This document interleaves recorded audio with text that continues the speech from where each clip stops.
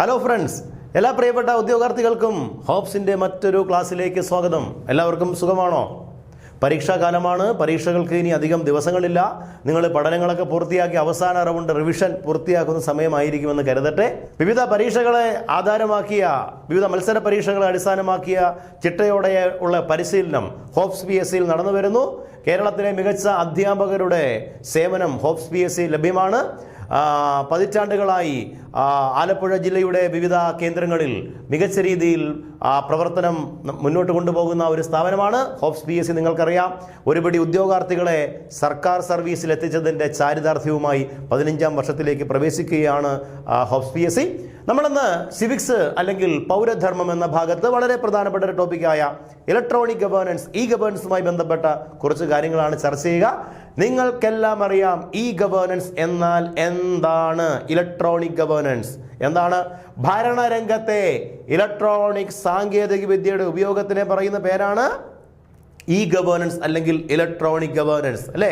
നേരത്തെയൊക്കെ പല സർക്കാർ സേവനങ്ങളും നേടിയെടുക്കാൻ സർക്കാർ ഓഫീസുകളിൽ കയറി ഇറങ്ങിയിരുന്ന നമുക്ക് ഇപ്പോൾ അക്ഷയ സെന്ററിലേക്ക് ചെന്ന് കഴിഞ്ഞാൽ, അല്ലേ, വിവിധ സേവനങ്ങൾ ഓൺലൈനിലൂടെ സാധ്യമാകുന്നു. അതിന് സാധ്യമാകുന്ന രൂപത്തിൽ ഭരണരംഗത്തെ ഇലക്ട്രോണിക് സാങ്കേതിക വിദ്യയുടെ ഉപയോഗത്തിനെ പറയുന്ന പേരാണ് ഗവേണൻസ് അഥവാ ഇലക്ട്രോണിക് ഗവേണൻസ്. ഇന്ത്യയിൽ ആദ്യമായി നാഷണൽ ഗവേണൻസ് പ്ലാൻ നിലവിൽ വന്ന വർഷം 2006 മെയ് മാസം 18. ഓക്കെ, അപ്പോൾ ഇന്ത്യയിൽ ആദ്യമായി ഒരു നാഷണൽ ഗവേണൻസ് പ്ലാൻ നിലവിൽ വന്നത് 2006 മെയ് 18. നാഷണൽ ഗവേണൻസ് പ്ലാനിൻ്റെ ഭാഗമായിട്ടാണ് പിന്നീട് എല്ലാ സംസ്ഥാനങ്ങളിലൊക്കെ തന്നെ ഗവേണൻസിൻ്റെ വിവിധ സംവിധാനങ്ങളെല്ലാം തന്നെ നിലവിൽ വന്നത്. നിങ്ങൾ കേട്ടിട്ടില്ലേ? ഗവേണൻസുമായി ബന്ധപ്പെട്ട വ്യവഹാര രീതികളെ 4ആയി തിരിക്കാം.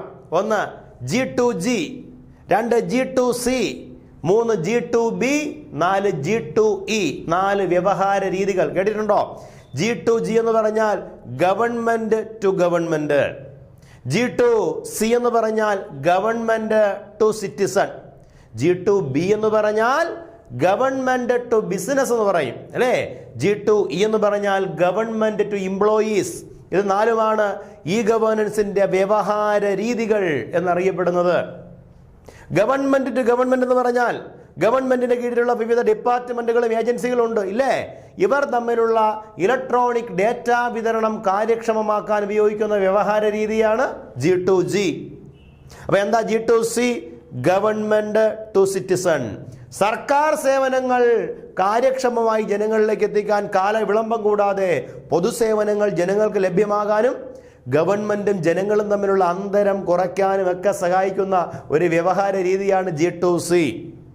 എന്താണ് G2B?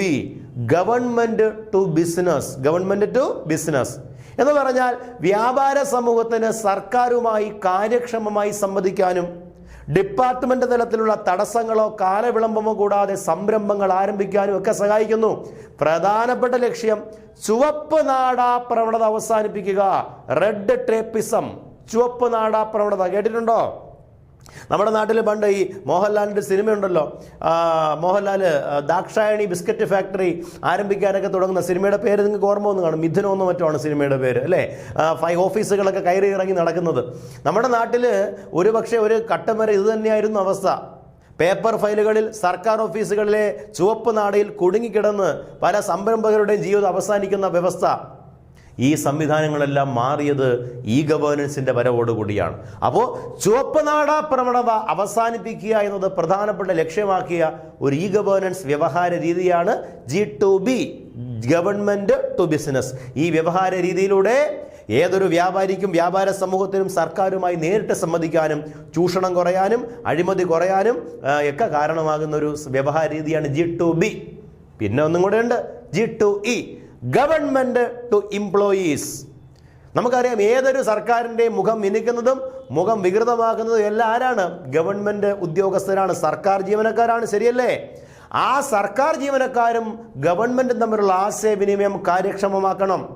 വിവിധ പദ്ധതികൾ നടപ്പിലാക്കേണ്ടത് എങ്ങനെ, നടപ്പിലാക്കേണ്ട രീതി, കാലവിളംബം, ഇതിനെക്കുറിച്ചെല്ലാം തന്നെ ഒരു കൃത്യമായിട്ടുള്ള വിവരണം, കൃത്യമായിട്ടുള്ള നിർദ്ദേശങ്ങൾ സർക്കാർ ഉദ്യോഗസ്ഥർക്ക് ലഭിക്കണം.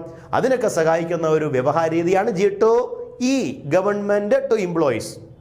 ഒരു G2E വ്യവഹാര രീതിക്ക് ഉദാഹരണമാണ് സ്പാർക്ക് എന്ന ആപ്ലിക്കേഷൻ. സ്പാർക്ക് സോഫ്റ്റ്വെയർ കൂടിയാണ്. ഈ കഴിഞ്ഞ ഡിഗ്രി ലെവൽ പരീക്ഷയ്ക്ക് കേരള PSC ചോദിച്ച പ്രീവിയസ് ചോദ്യം, സ്പാർക്കിന്റെ ഫുൾ ഫോം എന്ത്? SPRK. സ്പാർക്ക് ഫുൾ ഫോം എന്തായിരിക്കും?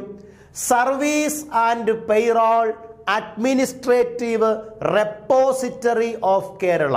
സ്പാർക്ക് ഒന്നുകൂടെ പറയട്ടെ, service and payroll administrative repository of Kerala. ഇതൊരു ആപ്ലിക്കേഷനാണ്. എന്തിൻ്റെ ആപ്ലിക്കേഷനാ?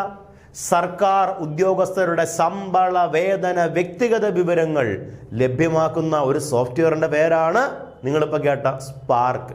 അപ്പോൾ ഈ ഗവേണൻസിൻ്റെ 4 വ്യവഹാര രീതികളൊന്ന് പറഞ്ഞു തന്നേ.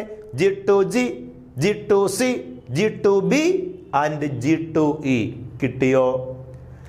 എന്നാൽ ഇതിനു മുൻപ് തന്നെ ഈ ഗവേണൻസിന്റെ സേവനങ്ങൾ സാധാരണക്കാരിലേക്ക് എത്തിക്കുക എന്ന ലക്ഷ്യത്തോടു കൂടി അക്ഷയ പദ്ധതി ഇന്ത്യയിൽ ഉദ്ഘാടനം ചെയ്യപ്പെട്ടു.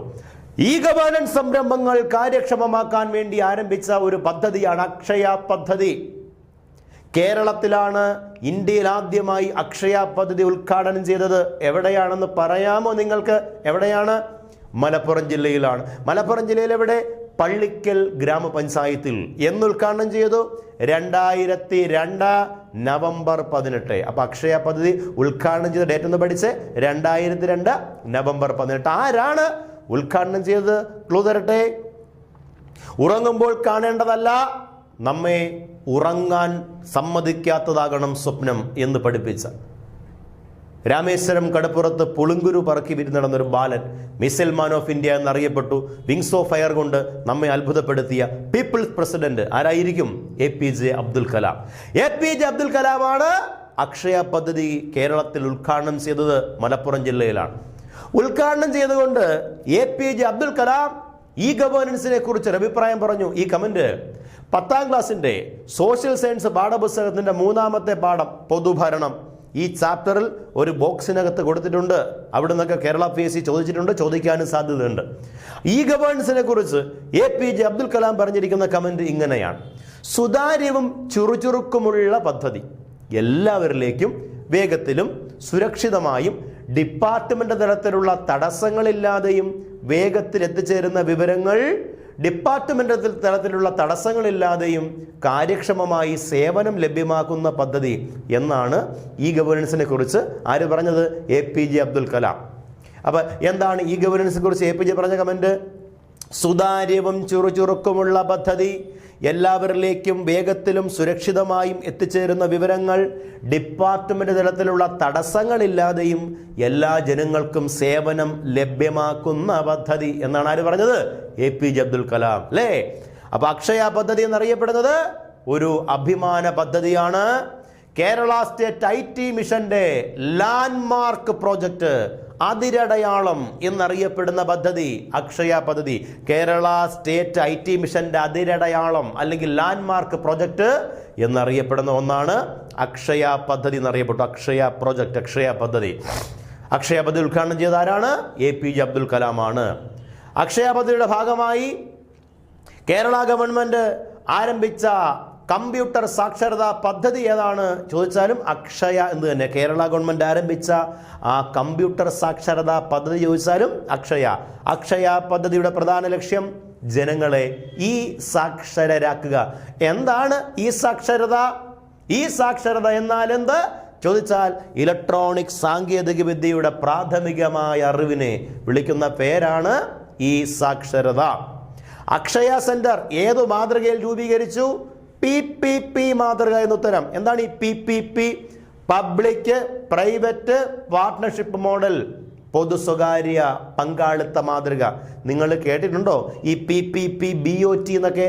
ഇത് പുത്തൻ സാമ്പത്തിക നയം, ന്യൂ ഇക്കണോമിക് പോളിസിയുടെ ഭാഗമായി, LPG പോളിസിയുടെ ഭാഗമായ സ്വകാര്യവൽക്കരണം, പ്രൈവറ്റൈസേഷന്റെ ഭാഗമായി 1991 ശേഷം ഇന്ത്യയിൽ നടപ്പിലാക്കിയ ഒരു പദ്ധതിയാണ് PPP.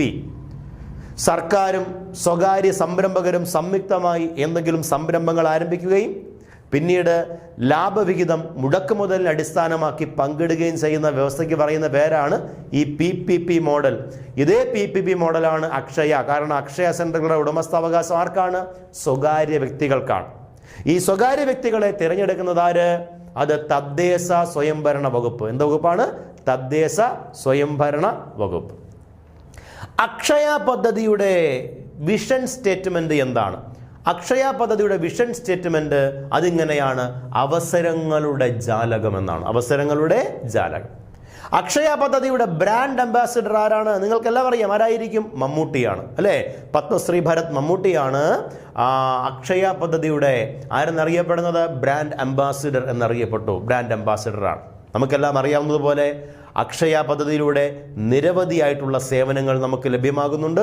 നിരവധിയായിട്ടുള്ള എന്താ പറയുക സാക്ഷരതാ പദ്ധതികളൊക്കെ തന്നെ നടക്കാറുണ്ട്. അപ്പോൾ ഏറ്റവും പ്രധാനപ്പെട്ട ലക്ഷ്യം എന്നറിയപ്പെടുന്നത് ഇതാണ്, ഓർത്തിരിക്കണം: ജനങ്ങളെ ആരാക്കുക? ഈ സാക്ഷരരാക്കുക എന്നതാണ്. കേരള സംസ്ഥാന അക്ഷയ പ്രോജക്റ്റിന്റെ ആസ്ഥാന മന്ദിരം Kerala state project centre, Akshaya, സാങ്കേതിക, വൃന്ദാവൻ ഗാർഡൻ, പൊട്ടക്കുഴി, പട്ടം PO, തിരുവനന്തപുരം. ഇതാണ് സംസ്ഥാന ആസ്ഥാനത്തിന്റെ അഡ്രസ്സ്. സാങ്കേതിക, വൃന്ദാവൻ ഗാർഡൻ, പൊട്ടക്കുഴി, പട്ടം PO, തിരുവനന്തപുരം എന്നാണ്, ഓർത്തിരിക്കണം. ഓക്കെ. അപ്പോൾ കേരള സ്റ്റേറ്റ് IT മിഷന്റെ അതിരടയാളം അല്ലെങ്കിൽ ലാൻഡ്മാർക്ക് പ്രോജക്റ്റ് എന്നറിയപ്പെടുന്ന ഒന്നാണ് ഏത്? അക്ഷയ പദ്ധതി എന്ന് ഓർത്തിരിക്കണം. ഓക്കെ ആണല്ലോ. അപ്പോൾ ഇലക്ട്രോണിക്സ് അല്ലെങ്കിൽ ഗവേണൻസ് അല്ലെങ്കിൽ ഇലക്ട്രോണിക് ഗവേണൻസ് അല്ലെങ്കിൽ ഭരണം എന്നറിയപ്പെടുന്നത് ആ ഭരണരംഗത്തെ ഇലക്ട്രോണിക് സാങ്കേതിക വിദ്യയുടെ ഉപയോഗത്തിന് അറിയപ്പെടുന്നു എന്ന കാര്യം ഓർത്തിരിക്കണം. ഓക്കെ ആണല്ലോ. ഗവേണൻസുമായി ബന്ധപ്പെട്ട പ്രധാനപ്പെട്ട ഒരു വസ്തുതയാണ് നമ്മളിപ്പോൾ പരിശോധിച്ചത്. ഗവേണൻസുമായി ബന്ധപ്പെട്ട മറ്റു പ്രധാനപ്പെട്ട വസ്തുതകളുമായി അടുത്തൊരു ക്ലാസ്സിൽ നമുക്ക് വീണ്ടും കാണാം. എല്ലാവർക്കും ശുഭരാത്രി, ശുഭസായാഹ്നം. Thank you all of you. By.